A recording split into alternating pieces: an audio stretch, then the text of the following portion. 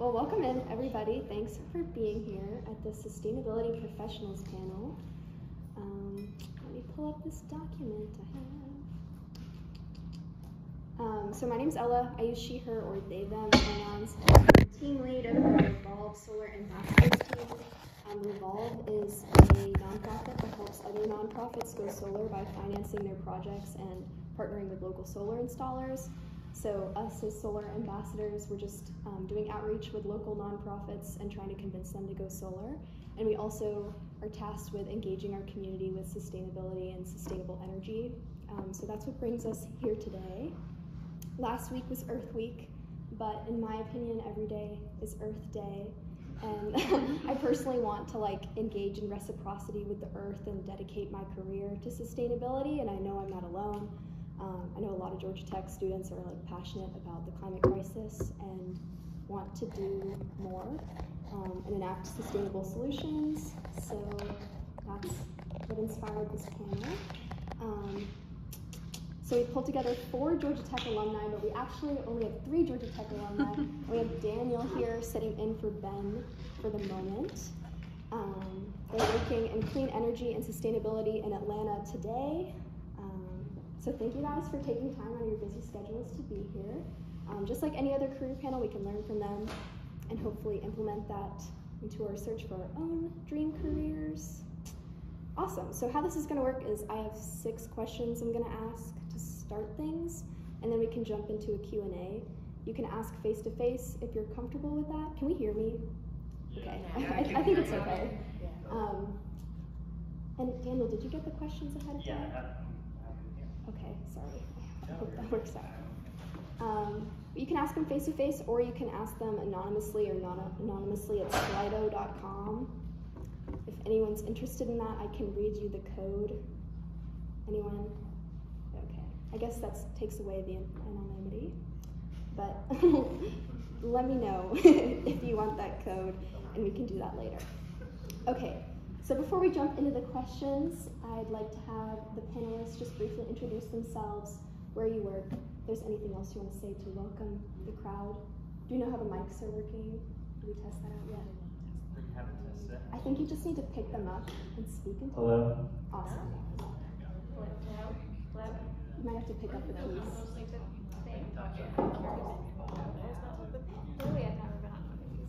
We'll probably figure out what works best. Yeah. Awesome. So who are you, Stephanie? Hi everyone.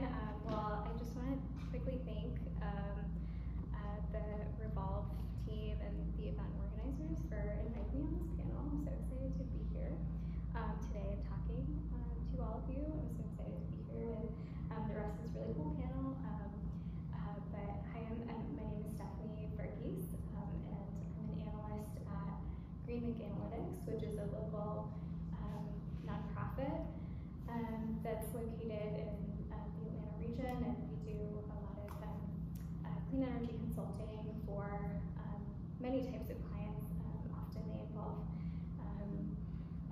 they end up being local and state governments who are interested in transitioning to clean energy over the long term. So we do a lot of community engagement that's involved with that, as well as leveraging a lot of in-house technical expertise and data modeling as well.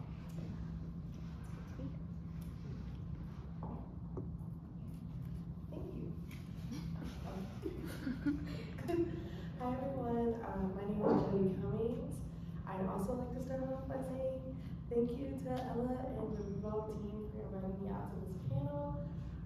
I currently work for Southface, which is a sustainability nonprofit that's also local, that works primarily in the built environment. So what that just means is they do a lot of different things with buildings to make them more efficient and healthy and clean for the people that live in them.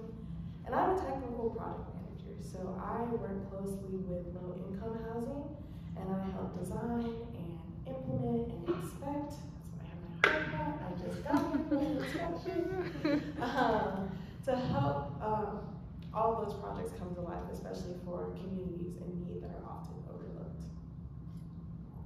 Hi everyone, can you hear me? Yes. Okay,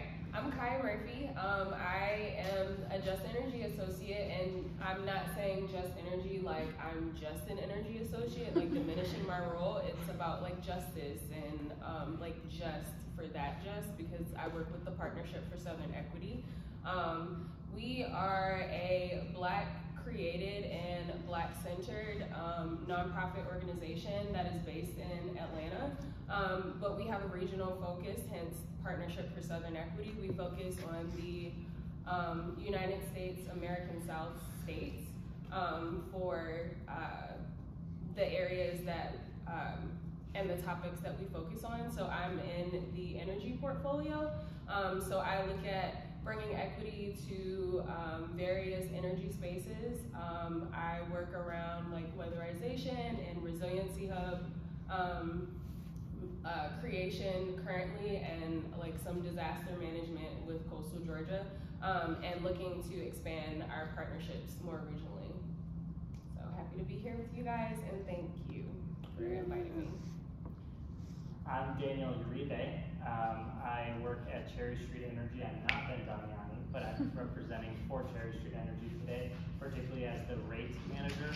I'll go into more detail what that means, but I help review energy rates for customers. We are a for-profit company.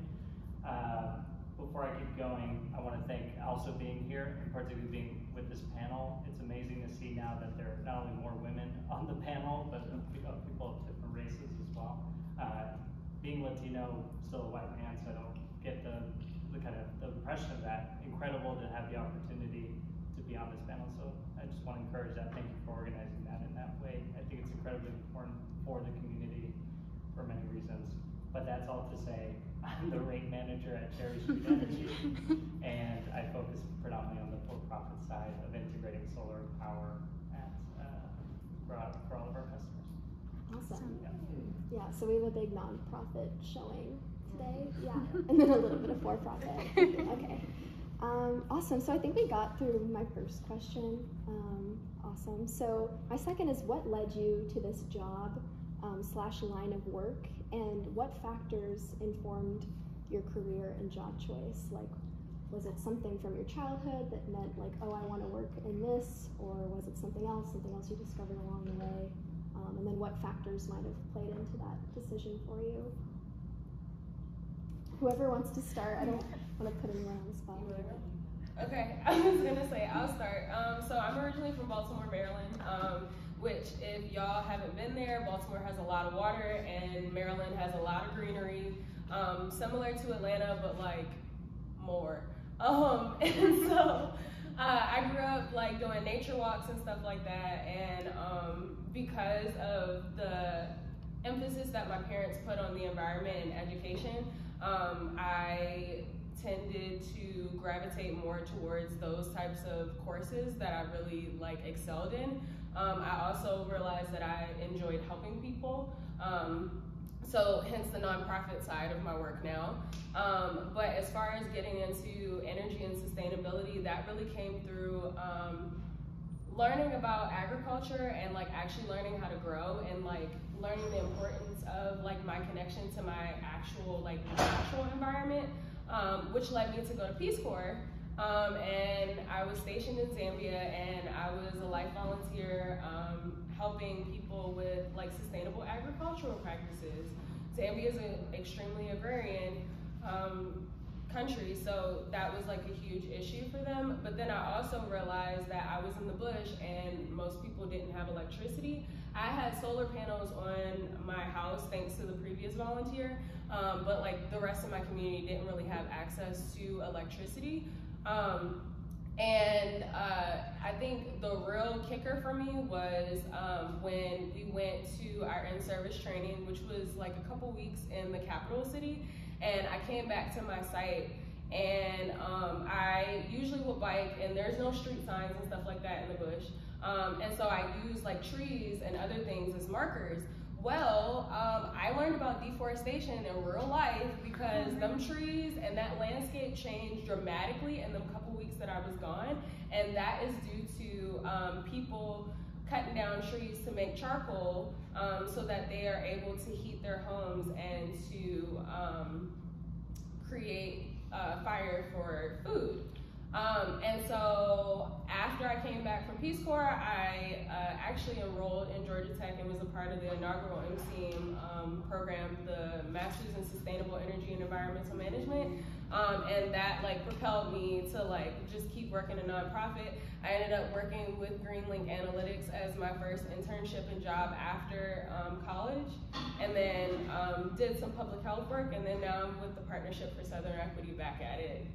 So yeah, that's my really quick story. So Interesting. Go I for could it. volunteer one of you. Jody. Let's do it. I felt it in my bones. No, hey, that was incredible. That's such a personal and like story to be in tune with nature and see it impact you in that way. So that was really cool. I think personally for me, I took a more technical route and fell into what I wanted to do. I got into mechanical engineering. I'll start there because I went to a program at MIT for women in engineering, and one of the experiments we did was create Rube Goldberg machines. And I was already like, oh my gosh, I'm here for this is what I want to do. And at the end of our machine, there was a wind turbine, and it was supposed to power some LED lights. And there's a whole story situated to that, but I won't go into that. But that was my first inkling into, okay, this is another form of energy that I can engage in. And so let me use mechanical engineering to help me figure that out. Maybe if this is something I can do. Well, keep going. I take thermodynamics class. I fall in love with thermodynamics, and everyone thinks I'm crazy because why would you do that at tech? I don't know. This is my calling. And then just as the story progressed, in my experiences, I was able to volunteer in Juarez, Mexico, and build houses for communities there for a span of 3 days. And eventually, I ended up working with the Georgia Tech Industrial Assessment Center through some of those connections that I met with the volunteering organization. Actually on campus, CCF, if anyone has heard of it. And so, working with the Georgia Tech Industrial Assessment Center, we worked with mid-sized manufacturing firms, and we did energy assessments for them and helped them reduce their carbon footprint, and got to work closely with their clients and just the machines that they work with. And then it started to click for me in that moment. Like, okay, I really like talking to people. I really like helping them brainstorm and innovate new ways and new forms to use energy. But I also love to help people. So how can I bridge these experiences that I've had, these equipments and technologies that I've worked with, into one? And thankfully I found Southbase. Since so much of the work that they do is with buildings, a lot of that has to do with the things in buildings, all the equipment, all of the lighting. And so it was a parallel to what I was doing at the Industrial Assessment Center. And when I realized even more so that I would be working in the Atlanta community, which is one of the communities with the highest rate of energy burden in the entire country, which basically means that lower income people do not have as much disposable income because they're spending that money on their utility bills. That's when it was it. That's when I knew this is what I wanted to do. I wanted to take that knowledge set from these experiences that I've had to help those communities. And I was able to do that through building sustainability and everything that goes into that, which I'm sure we'll talk about in a little bit, but I'll stop there. That was so neat. I was listening to a video yesterday talking about how like empowering women helps climate. And when I was a freshman in high school, I went on like a girls go to tech day, and I visited tech and was like, oh, this is where I want to go. So I started taking a bunch of AP classes, and I took AP Environmental. Like now I'm here studying Earth Science. It's just funny how like those programs can help bring you into this field or whatever, and be a benefit for the climate. We'll see. Do you want to ping pong to Daniel? Yeah, sure, I can go. I'll go next. It's like, where do I start? But I guess I graduated high school in Colombia, in Bogota, which is where I'm from, and it's a very green city.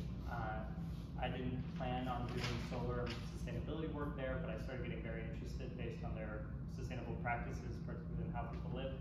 And so that's kind of the quick summary there regarding like how I got involved, particularly with solar. When I went to Emory while I was there, one of the key things that I started doing was getting really involved into programs similar like ReVolv. That one was called Empower, which that whole practice, and it was to give, so I was interested in the energy burden issue as well. I started learning a lot about that, and particularly started noticing there were certain areas. You can go to like a website that tells you which certain zip codes have the highest energy burdens in Atlanta. And me and a team in this Empower group created a program of like do-it-yourself kits that are paid for by nonprofits or other organizations that we then teach 7th graders how to like replace light bulbs or like do weatherization stuff and things like that. And we created like a course, which is actually still going on, which is really cool. But going through that exercise, one of the things I had to do is like, how do you save money? Like how much, what does one light bulb do for you?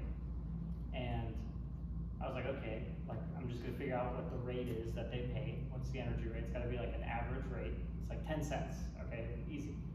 It's not that easy. It's not just a number that you pay on average with your energy bill. It's actually incredibly complicated. It is not easy to determine. It's really difficult, and it's, maybe people could say it's intentional by the utility. How are you gonna make a good choice to save money if you don't even understand what you're buying? I realized it doing that program, so I created a calculator that could like, you just plug in like things, like I'm gonna replace 10 light bulbs and do this and that, and it told you how much you'd save. So that would help kids kind of understand the value of energy, things like that, and also like what their energy improvements can do, not only for the like financial benefits in their own home, but like give them kind of access to more money, things like that. There was like a lot of environmental benefits, etc. So I got really interested in this like rate world of utility stuff, because I was like, this is the crux of it. This is what's taking people's money away, keeping them impoverished. Like it's the whole game, in my view. Anyway, so then in a serendipity way, Cherry Street was 2 years old at that point, and it was a startup. And I met the CEO and started working there as an intern and as the rate analyst, and created the whole rate side of the company. So that's how I kind of fell into this role. Awesome. Yeah. I love the theme of volunteering, Yeah. leading to these insights. Yes, that leads me. Okay, Stephanie. Yeah, it's really great to hear everyone's experiences. It's really incredible, I think, how much all of us probably have very common experiences related to our natural environment and our built environment. And all of us, I think, intuitively, at some level, understand the connection there. But I think my story kind of started along similar lines when early on, I think a lot of my happiest moments were in nature, and hearing about the impending ecological crisis had a huge impact on just my individual like mental health and emotional health. And when you tell a kid, like, what do you want to be when you grow up? And that kid knows, well, what do you mean, what do I want to be when I grow up? Like, the world is collapsing in front of me. That's like an existential moment. And so I was thinking about those things like pretty early on. And similar to Jody, I was introduced to alternative ways of doing things early on, fortunately in high school, and started thinking about a slightly more technical way of how to solve these problems in a physics class. I was very fortunate to have, it was an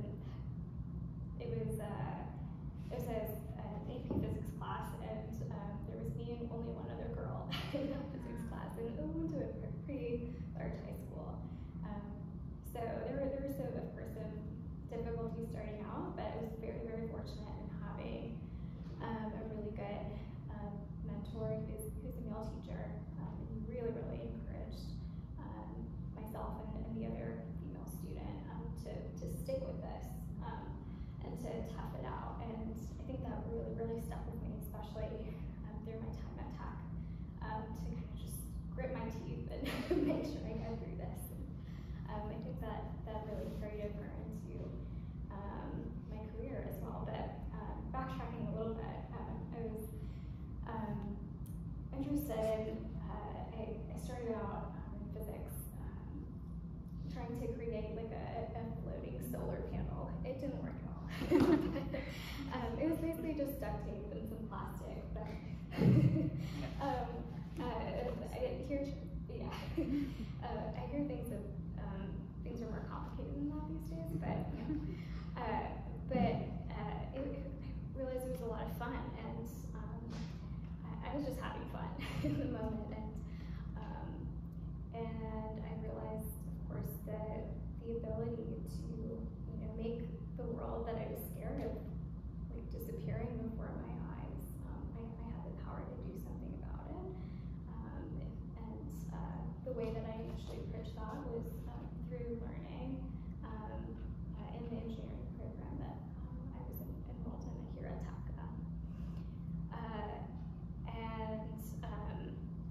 I think a lot of it was due to the experience that I had in between my time at school, as I was learning about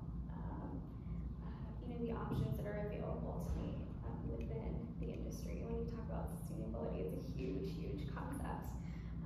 So I was fortunate enough to kind of be guided to the way that I wanted to go. I had an internship during my time at Tech with an energy consulting firm that is not GreenLink. It's called GDS, in case people are curious.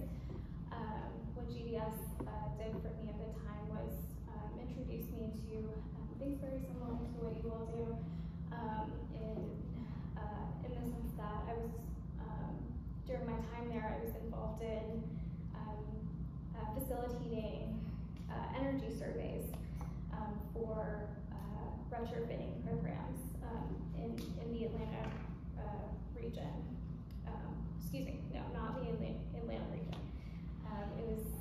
It was in the Northeast, but I was introduced to what all was involved during my time there. And I remember during that experience, I was calling homeowners, trying to schedule a time for people like you, to surveyors, to come through their homes and to take notes of what all could have been improved in their homes, so that they would be able to use less electricity and save money in their day-to-day.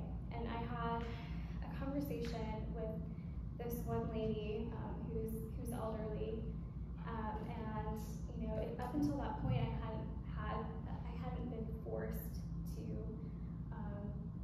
I hadn't had the exposure of listening to someone's day-to-day and what they go through in order just to make it through the day. These were low-income people, and so in that very short conversation with her, it really solidified, something as simple as changing out an LED light bulb can have such a drastic impact on the way that people live today in this country in this year. I mean, it was shocking to have to be confronted with that fact, and I think that also solidified for me that so much of this is not highly technical. It can get very technical. It very much can, and it does. But so much of it just comes down to understanding what goes on. A lot of the regulatory mechanisms that you mentioned, and that's what I wanted to learn after my time there, which is what led me to GreenLink, who engages with a lot of the more regulatory aspects, a lot more of the decisions that utilities make that are very opaque, that are, whether you want to call it intentional or not, very difficult to find out if you're just a regular person. So a lot of my interest now has been shaped by learning how difficult it is for people to know how they're being influenced by all of these decisions that they don't really have any say in. So that brought me here and what keeps me going today.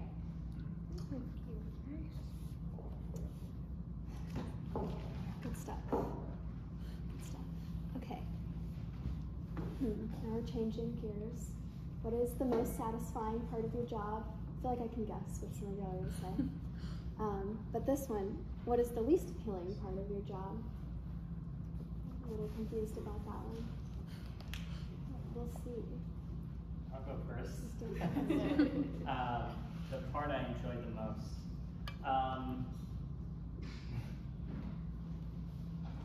That's really hard to answer. The part that I enjoy the most is, so we work with a lot of different types of customers, everything from the private through the public sector, including like municipalities, nonprofits, etc. And one of the particular ones is a house of worship, but this is an example to all of them where in the grand scheme of things, like there's certain universities that pay millions of dollars in energy bills, but when I'm able, or my team is able to help, so I'll use one example, United Methodist Church, which is one of the recent ones we helped with, they helped with a lot of feeding people who are experiencing homelessness in Atlanta. And we were able to help them with an energy assessment and doing some rate reviews for them, which is my particular role.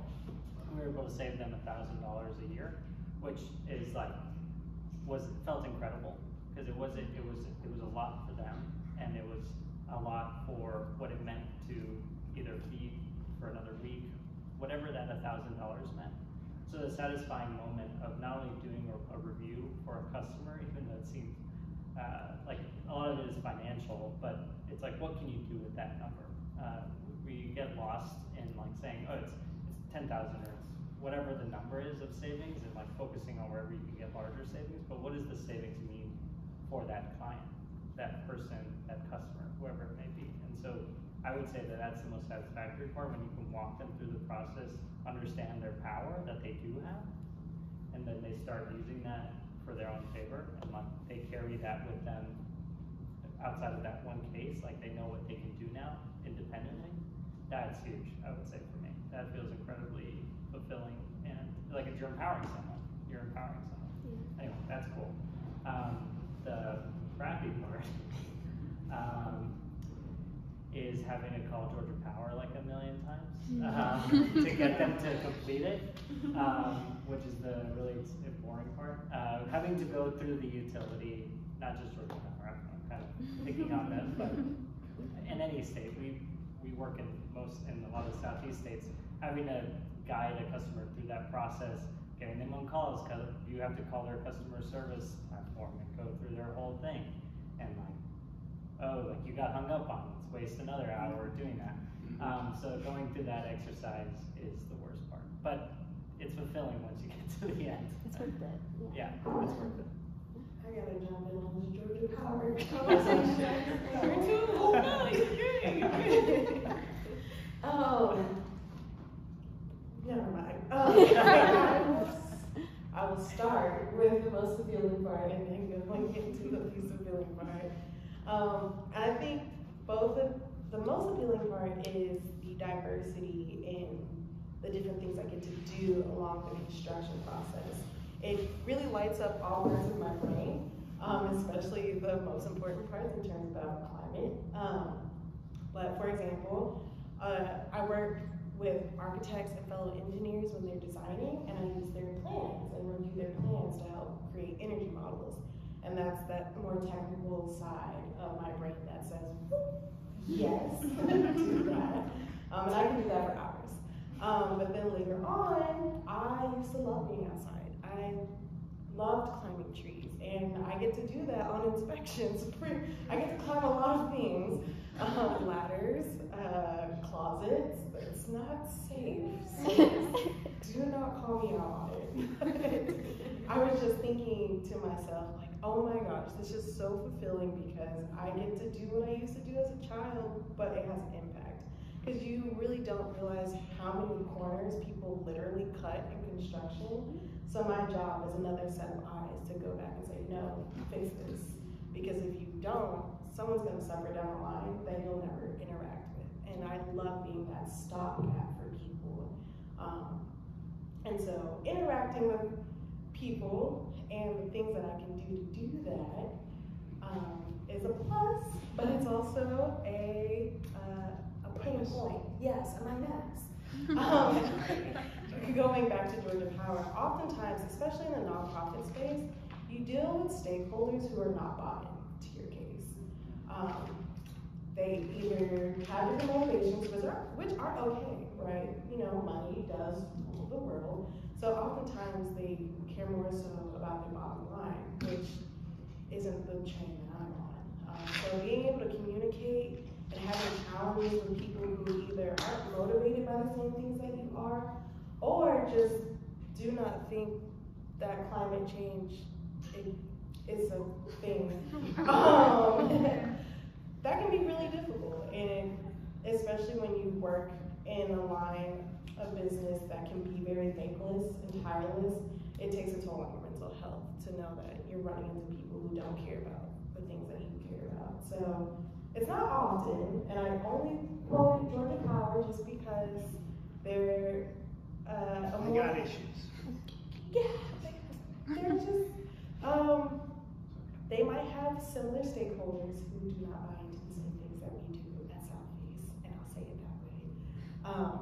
But it's real, and I just think there needs to be more conversation around, you know, the people you work with, because you want to make an impact and you want to make these relationships, but not everyone's on the same team.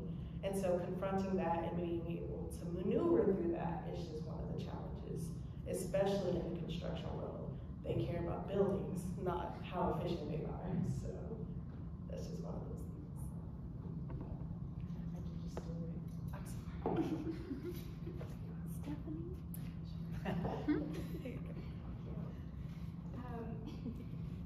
At the risk of sounding repetitive, I mean, it sounds like we run into a lot of the same pros and cons.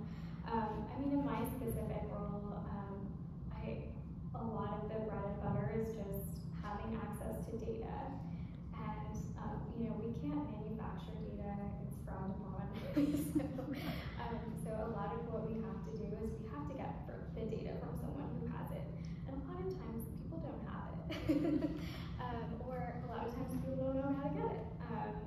You know, that happens the majority of the time, unfortunately.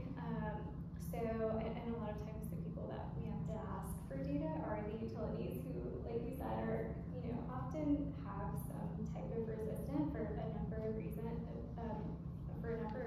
have resistance to a lot of people like us. So the process of figuring out, you know, who has the data, how to, you know, work with them as best as you can so that you get the best data is very much always a challenge. But in terms of the pros, I mean, I think it really speaks for itself. Like, just the results and the outcomes that you get from doing something that is relatively simple and like easy to do. If it's like, if you're talking about, you know, change to LED light bulbs, and you know, this is what you get out of it. I mean, it feels almost really crazy that it takes people like us to do these things. But the rewards in terms of knowing that you're making people's lives better, and that you're not dictating what happens to people, that they're involved, they're actively involved in coming along for the ride and informing the way that you do things, and that you're working along with people and you're not making decisions for people, is a great feeling to have when you clock out at the end of your job. I bet the Georgia Power people feel that way. Yeah, we'll have to ask them too. Yeah, absolutely. Kai, do you want to add anything? I was gonna say, I think for me, it just goes to like my job being so dynamic. So I can like literally be in the field with like people like teaching education sessions in rooms like this, or I can be like at a conference trying to meet people to, you know, build up our network and do my own personal networking for projects that I'm looking at or funding that I'm looking at going after. And then like the middle background stuff. So like I can also like work on data analytics and data stuff and like helping organizations like GreenLink collect data and have like community be participants in their own data collection, and like really trying to halt like the fatigue of extraction of data from communities who like, yes, they know that they're low income, they feel it every day, and yes, they know that they're energy burdened, and yes, they know that, you know, they have issues with their rental payments and like mortgage payments, and they have issues in their houses. But it's like, how much and how many times are we gonna have multiple organizations come in to like extract this information from them and not provide like direct services after that, or give them a timeline for when things are coming? So I like being able to kind of work in all of the areas of like program management and implementation. And I would say like, for me, like it's bureaucracy as the thing that bothers me the most, and some of it is, like everyone said, some of it is us made, where like this is a part of the system that we're currently living in, and so we just have to abide by certain rules until we get enough people to fix it or change it. But then it's also like people fighting against their own interests, like those same people in the Public Service Commission that's allowing for like Georgia Power to charge people an extra $17 to $23 on their bills when they're already paying like $23 to like $30 like just in regular fees in general, and they're already just paid for an increase of percentage points to like come on top of this extra like $17 to $23. So it's like I know, I'm like, we gotta all stand up and move around collectively. Yeah. Oh yeah, they cut off our right, you're like, you gotta stop. But like, you know, looking at that and like just figuring out like, so I take that as being something that's bothersome, but I also take that as a challenge that probably needs like a solution, because it's like, with the work that we do, we try to work on like value-based organizing. So like we're looking at what are the core things that your community needs that is also an attachment to your personal values, and like how can we amplify those things so that you can feel personally impacted and personally invested in the change in your community. So yeah, bureaucracy, it sucks for everyone, but I think all the work that we're doing collectively will help to make it a lot easier for the communities and populations that we serve, and us, because I also pay bills. Yeah, y'all are doing the work. Okay. How did Georgia Tech help you to build the skills that you need in your roles now? If you didn't go to Georgia Tech, like maybe you almost went there, or you're down the street or something? Understood. I can speak to like, that stuff, yeah. Did Georgia Tech help you? Did it hinder you in some way? Are you like grateful or resentful for anything? What should we think about as students? That's a great question, because I'm gonna be honest. I went to Spelman College as for undergrad, and I was an international studies major. And in all honesty, I feel like the amount of stress that I was put through in my master's program. I mean, yeah, to be fair, I went from international studies to like a whole technical, like super technical master's that was only a year at the time. I don't even know what it is now. And I commend myself for it. Like, you know, amen to me for doing all this math that I hadn't done since I was in high school, but still made it work, okay? And was like extremely successful in it. But like, I feel like I was put through so much stress, and I learned more in my undergrad with doing 4 credit hours than I did in my master's program with doing 3 credit hours, stressed out, like almost had a mental like health breakdown, and like started talking to people about mental health like on campus after that. Like, but also trying to experience like all these things. And part of the reason why I even got involved with Partnership for Southern Equity in the first place is because they have a Just Energy Academy. And so like with my program, we were focused mainly on like all the technical stuff. So it was like the program was geared more towards if you wanted to work in utility, work like either for utility like Georgia Power or Cherry Street Energy, work, you know, for like a South Face or like a Green Link, or, but not for Partnership for Southern Equity, where you're like actually working with people. And so like, and that's part of the reason why I left too. Like I love Green Link, like it's a great org, but I was like, I need to be like in community, like I need to see these data points in real life. And so like, going back to the Just Energy Academy, I actually did both of those at the same time, because I'm like, my program is a year long, and this academy is 7 months long, and it will allow me to be able to learn more about how the things that I'm learning in this classroom are actually impacting the people who I'm planning on working with, and like putting faces to like the data sets and the data points that we talk about, and we're not just theorizing things. Because that's another thing that I felt, I'm sorry, I'm not about to trash this school or trash my program, because honestly, I did have some really great professors, but I also realized that I am a person who's had enough life experience to know the difference between what is theory and what is actually like theory and can be applied and is factual. Because there are differences, and sometimes professors will put things off as being fact, and it's very theoretical, and I'm like, okay, so when's the last time that this worked in a community that you worked in? And I'm not talking about 15, 20, 30 years ago, I'm talking about like right now, where is this applicable?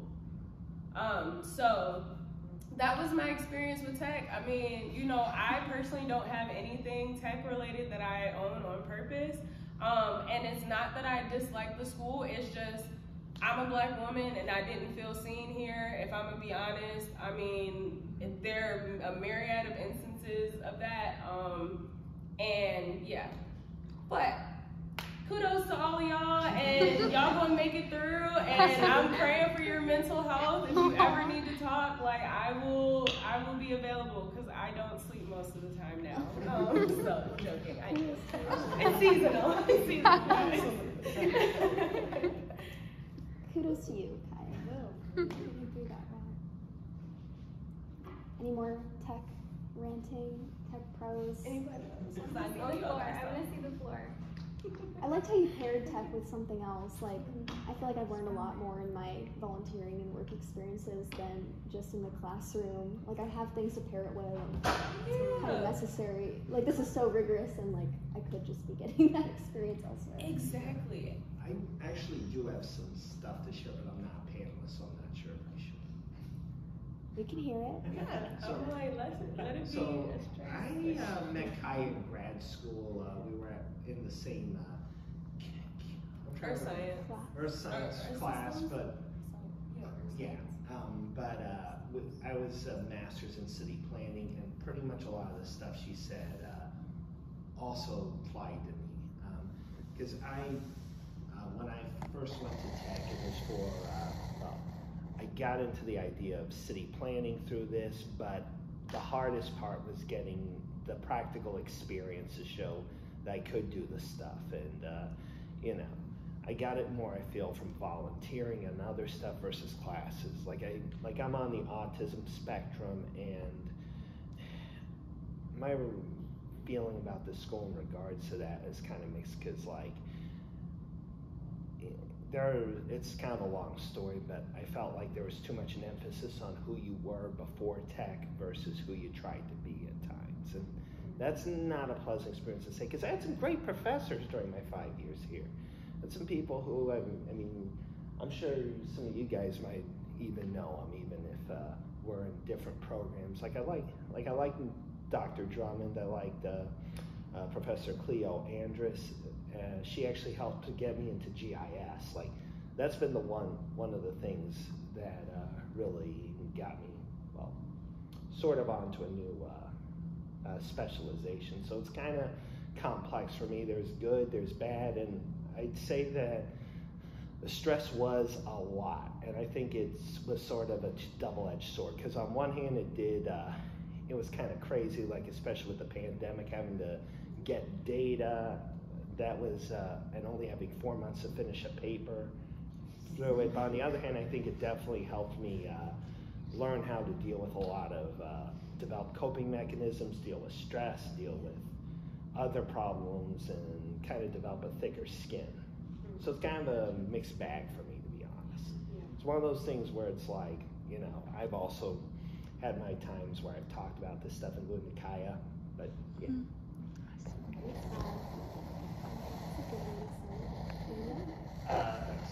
Maybe for what it's worth to give from, like, I didn't go to Georgia Tech, but for what it's worth, at Emory it sounds equally as stressful. I mean, if that helps at all, from everyone having like the Georgia Tech perspective,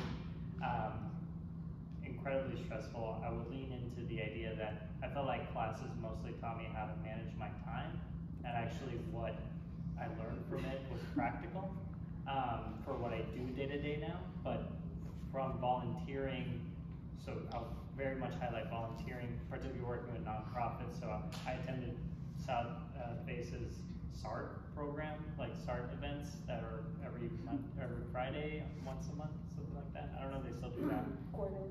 Oh, quarterly, okay. Those are like at 7 in the morning, I think. So like it's a real commitment if you're in college, but it's worth it, I promise. I met a lot of the people that I know today that I still work with in the space in there, and I worked with, oh my God, I'm forgetting the name right now.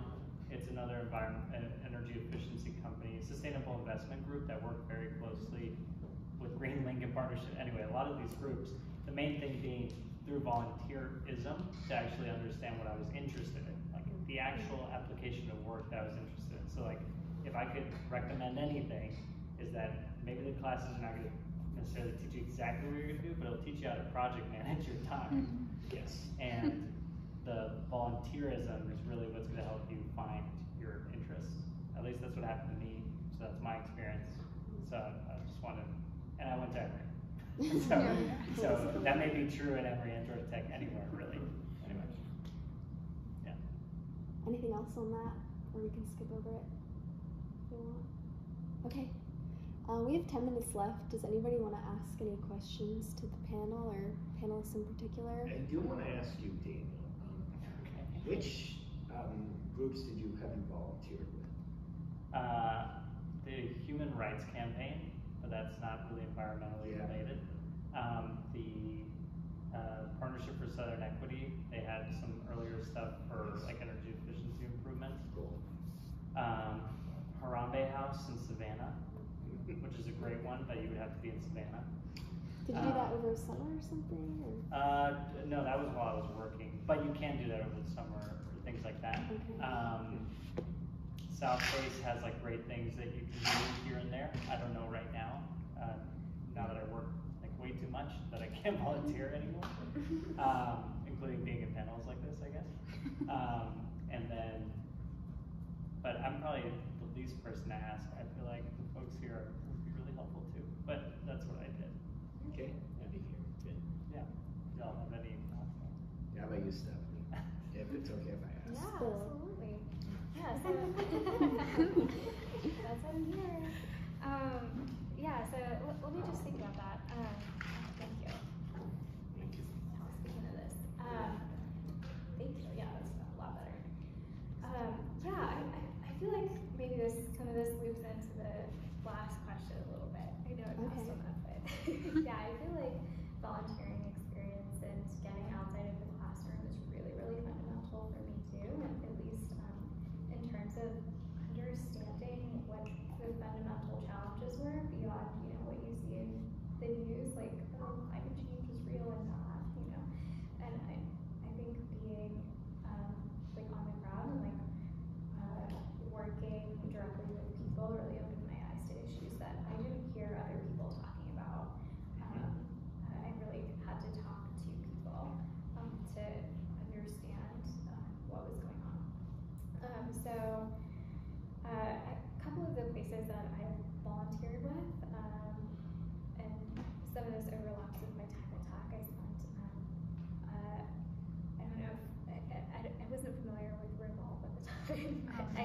Me neither.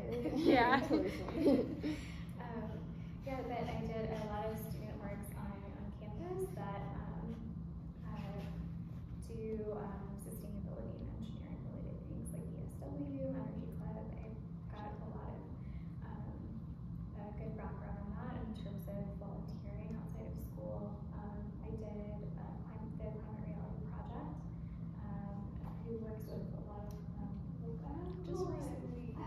So yeah, yeah, they do a lot of stuff in Atlanta. So I did a bunch of stuff with them, and you also kind of, I think the local network is also very small, and we overlap a lot in our work. So kind of just volunteering in one organization kind of launches you in so many different directions if you want to go that way. And from then on, I found an organization called Climate by Georgia that I believe is still active. They publish articles on the local energy and utility landscape that I published a few articles for. And they're a great source of local information.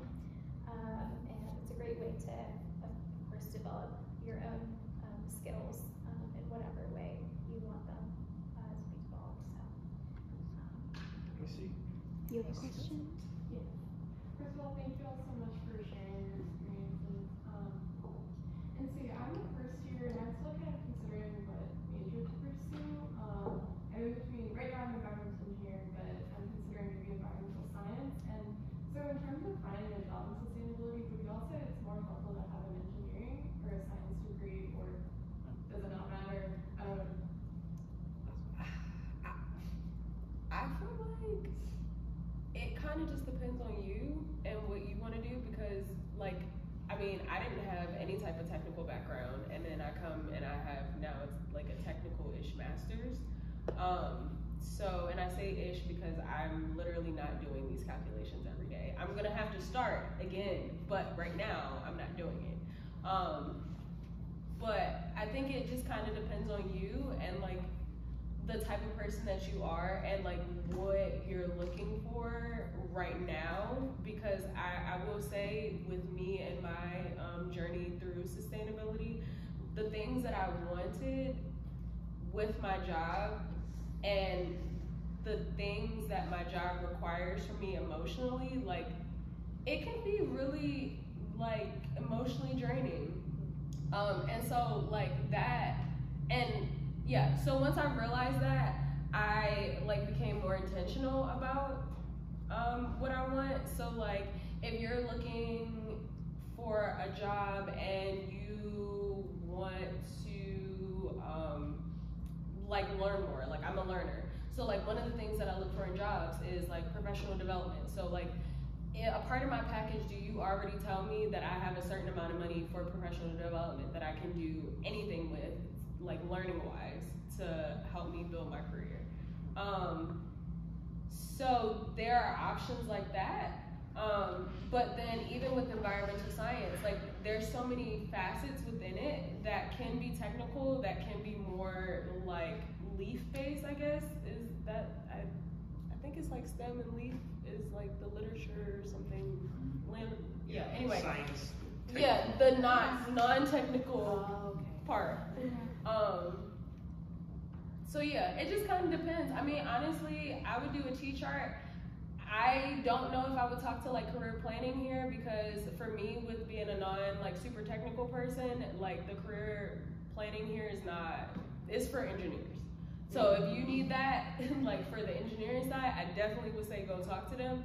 But I would say like, just kind of look up some jobs that are in environmental science, look through like their job descriptions, kind of pull out some general themes, and then you can kind of go from there with tailoring, if that helps. I would also add, don't be afraid of exploring, because even if something doesn't work, it teaches you that, okay, that wasn't a good fit, and you can keep moving from there. I'll also add, hey, Patrick. Welcome back. We were just, anyway, I'll keep going. One of the try to not look at it as like one individual path. That's good. Like that is the end goal, and that's going to be like how do you exactly get there. But the benefit of trying things out, volunteering, like even though it may feel like a big commitment of time, it's actually much easier while you're in college than when like you go and start working, and you have to pay your own bills. Especially Georgia Power. Right, especially the utility. So just kind of try stuff out and fail. Like if you have to fail. You'll learn why you don't like it, which is just as important as knowing why you like something. And that will help you learn which path. Yeah, so kind of figure it out as you go, and that's okay. Allison? Do you, like, speaking of paths, do you see your path changing within the next couple of years, or do you kind of see yourself staying in this realm for the foreseeable future?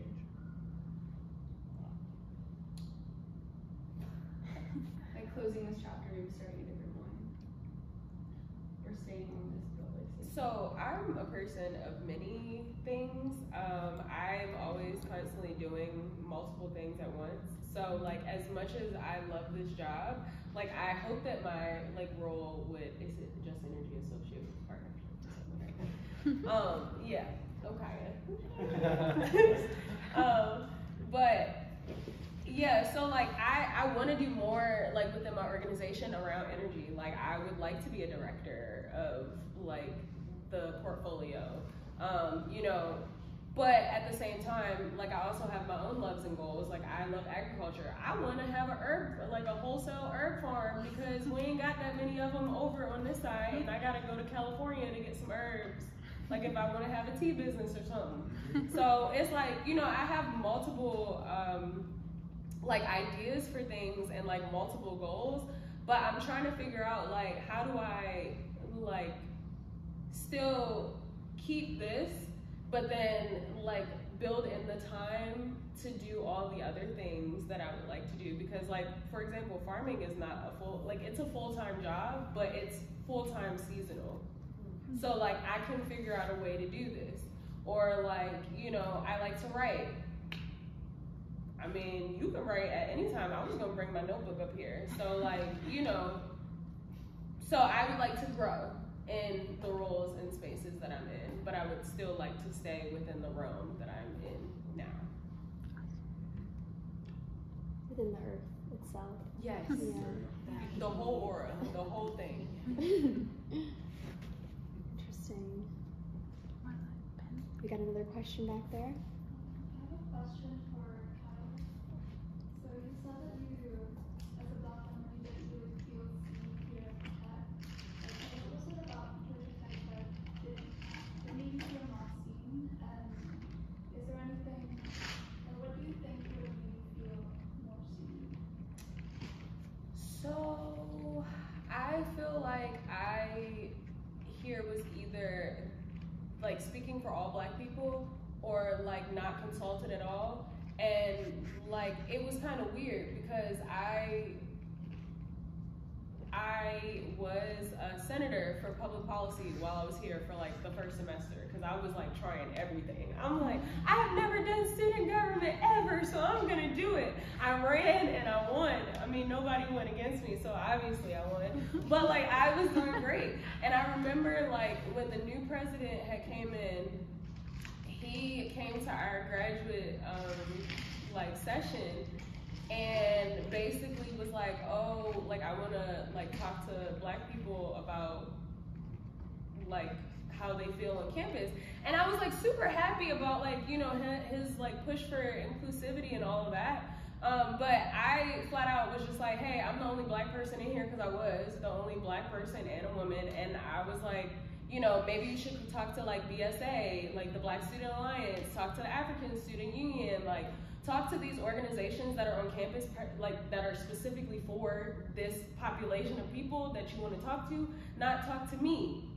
Or talk to this group of all white, predominantly male, like technical people who probably, I'm gonna be honest, tech people and like leaf people are different types of people. The way that we interact and do things is different. It's not in a bad way, because you know, there has to be balance.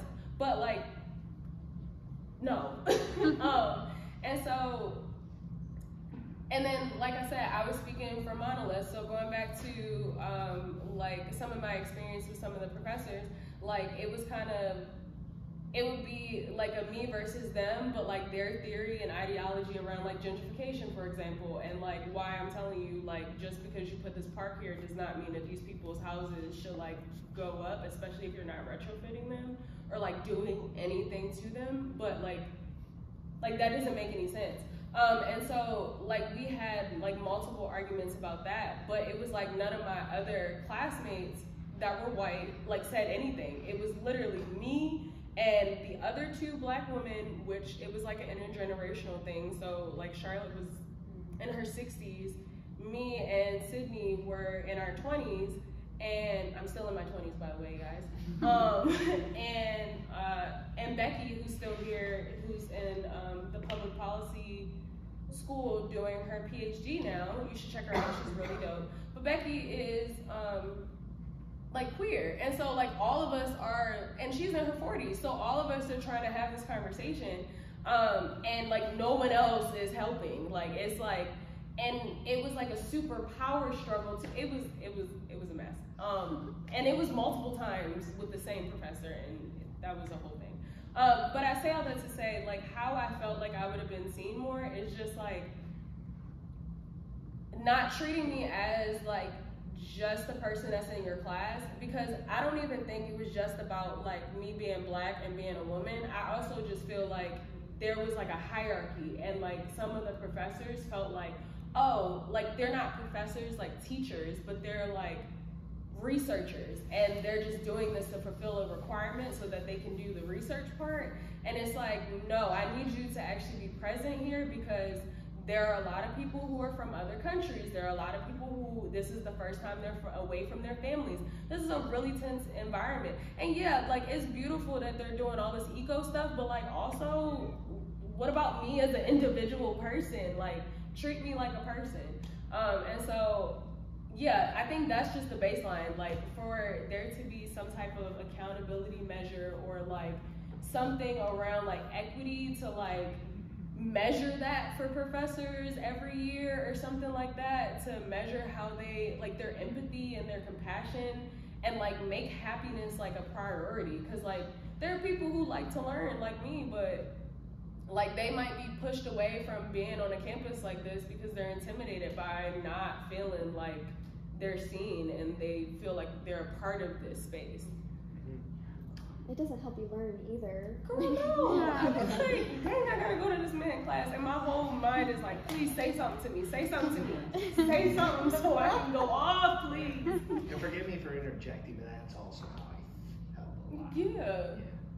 Because, you know, I think there was like some folks who got like, I'm trying to, it was like the GT 1000 class. I think one of the professors got upset that I hadn't like learned really, I had, you know, hadn't really like had professional apprenticeships or whatever in high school. I'm like, I mean, I was in marching band and doing, yeah, and studying, it's traveling like an hour to study with my tutor for the SAT or whatever test, whatever alphabet soup test it was. I mean, you know, that's kind of the thing well, I'll save it for later. I'm sorry. Does anybody else have questions? I know we're a little over 7. We've got finals this week. No? Just to kind of introduce it in, and maybe Ben, you can introduce yourself. But just what are you looking for in like students maybe from tech or from any school, like just entering the world of sustainability? And like, do you find that a lot more new career-seeking people are looking for sustainable jobs, or they're kind of falling into sustainable jobs because that's where, you know, it's an open market now that there's more predominant need? So what would you say about that? So many things to comment on that. So just to cover a little bit, I did my undergrad and my grad work here at Georgia Tech, and part of my undergrad degree was to get involved with electric vehicles, and found a professor that was also interested in it. And so tech was really someplace where I did feel like a number. I think, you know, you said you don't really get acknowledged, and even had some experiences where you really did feel, not like Ben Damiani, but more like your Social Security card number. But also with that, it allowed for the ability to try a lot of new things. And so what I ended up really appreciating after going to Georgia Tech was the ability to go, and tap into those curiosities that I had. And the professor that I did the electric, it was a Formula One race car, and ended up having a co-op with Georgia Tech, with Georgia Power, where I got to evaluate how good the electric vehicle ran. The thing that stuck out to me was this professor that I worked with, his name was Steve Dickerson, and he was adamant about that last mile of transportation and sustainability, and wanted to see electric scooters. And this was like 1997, 1996. Of course, now they're everywhere, right? We run over them with our cars. But it's good in that I felt like Georgia Tech gave you a view into what the future could be. And if you had the curiosity to go after it, you had that ability to get there. And if you ask enough questions, you can find a professor that also shares that interest. And I think that can help you go far. So for sustainability, I don't know what Daniel may have said, or if some of the other people on the panel, I feel like what we look for in candidates are people that are curious and are good people, but they don't necessarily have to come from sustainability. But we are looking for people, that show the ability or expertise or motivation and passion about what they did before. And so I think if you can communicate that, that actually jumps off the page for me when I look for what capabilities people have. I don't know if I answered the question, but absolutely, hopefully yeah. give a little bit of a plug. You definitely gave me some ideas and perspectives. Good. I like to talk after. Certainly. Can I add to that? How would you suggest a student now gets the leg up so they can enter sustainability now instead of having to go through other engineering jobs, what have you? I think that getting involved, it's surprising to me. For probably 20 years, I didn't reference that electric vehicle club that I was in at Georgia Tech. But now I say it almost weekly. And it came back. So for a little while, it's a little bit of a guessing game on whether or not it matters to you and what you do. But I think this is a great platform to be able to try the things that you're curious in, and to be a part of a club, start a club. Those were things that really helped me to figure out what I wanted to do and how to go forward.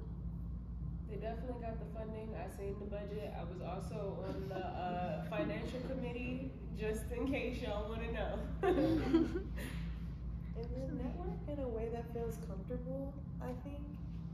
When it comes to sustainability, like Stephanie said earlier, it's a wide definition. Everyone has a different name for it. But when you get into your clubs, if you start your own clubs, if you get to talk with more professors who you actually feel like a genuine connection with, I think those are the things that are going to give you more of a leg up than go to class. But,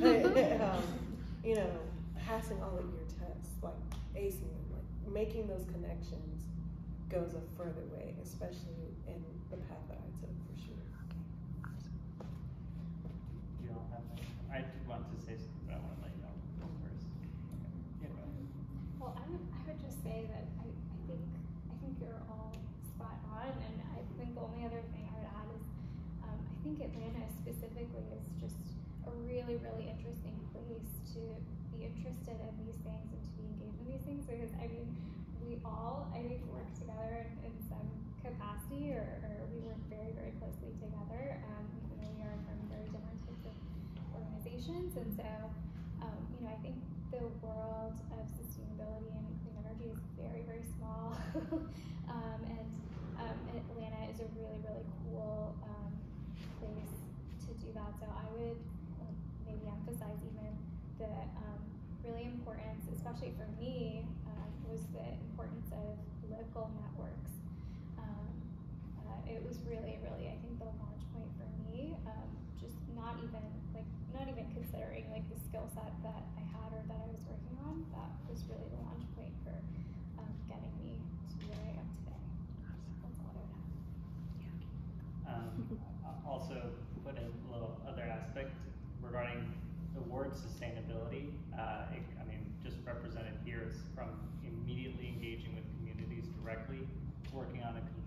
site and being able to determine that they're not cutting corners, doing rate reviews, and looking at how utilities work. And so, as just the 3 immediate examples I wanted to present, to say sustainability is a huge definition. I think over time it's just going to become the way we think. I think it's just still a new way to think in a sense, so we have to define it as sustainability. But my perspective is that we're just going to be like, this is the way of life. We have to live with the environment. We're not just extracting from it. We have to live with it, and that's just going to be the way of life, where we don't have to say financing or living in your home is sustainable or not. It just is. Anyway, just that general comment. So that's to say, don't feel that sustainability means that you don't care about any of those other aspects. Like, I'm very interested personally in finance, which is the lamest thing I've ever said, but it's also how I think I help in sustainability. And I believe that is what's allowing us to transition how I can help in the sustainability and environmental and energy infrastructure that we need. And so that's to say, don't look at it as a very small category. It's actually super broad, and a lot of jobs are going to be that way. They're just going to start losing the word sustainability and just be financial analyst or engineer, and not be a sustainability engineer or a sustainability whatever else. That just will be the way. And so the leg up is that you're already thinking that way, and that you're focused on that lens, because a lot of people don't know how to think that way, and so they're going to want you because you have that lens. Awesome. Yay. Great stuff. Do you have any other questions? No? Okay. I could keep asking more, but I don't want to put us too far over. Thank you so much, everybody. This was a great discussion. I definitely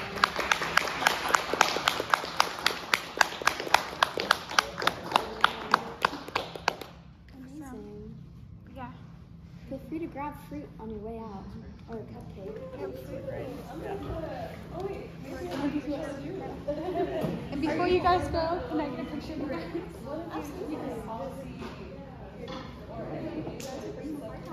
Literally wore it inside the building. Yes. And I remember distinctly seeing I can second that.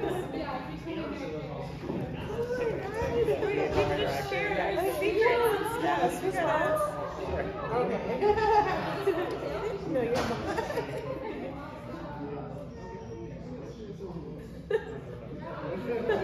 Thank you so much for appreciate all of you for me. No, I'm very bad about it. I think I can always take pictures.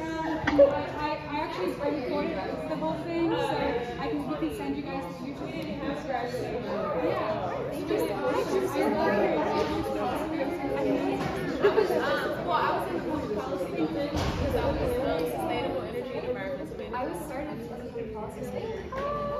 Not like that. No, absolutely. Nice.